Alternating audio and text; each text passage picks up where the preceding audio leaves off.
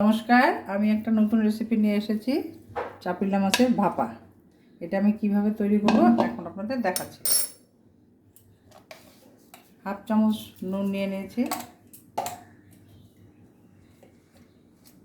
Half চামচ হলুদ,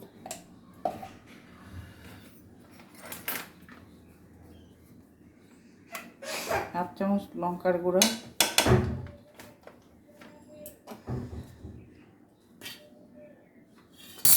half চামচ জিরে বাটা, অল্প কুচি করে বেগুন রেখেছি, বেগুনটার মধ্যে দিয়ে দেবো, কুচি করা কাঁচা লঙ্কা, কুচি করা পেঁয়াজ,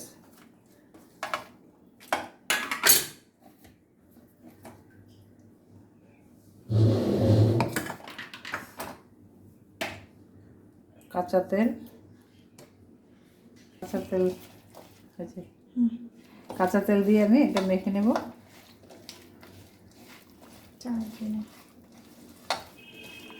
এখন আমি কড়াইতে 2 চামচ মতো তেল ঢেলে দিলাম।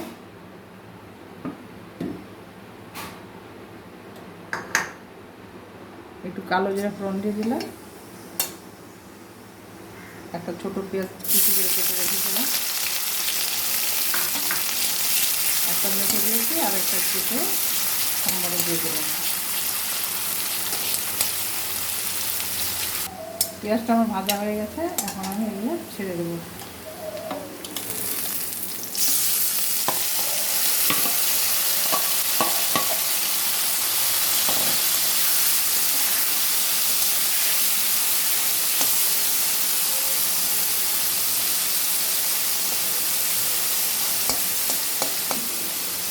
ঢাকা দিয়ে রেখে দেবো, গ্যাসে রাখবো।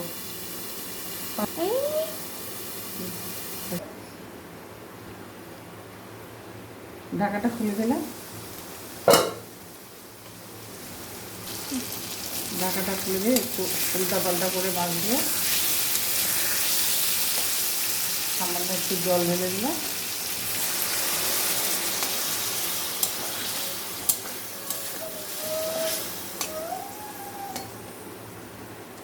বলো 5 মিনিট ফোটানোর পরে আমি নামিয়ে নেব। 5 মিনিট ফুটতে দেওয়া হলো।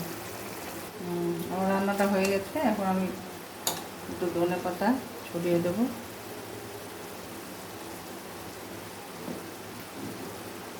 আপনারা যদি ধনে পাতা না খান, না দিলেও হবে। এবার আমি নামিয়ে নেব।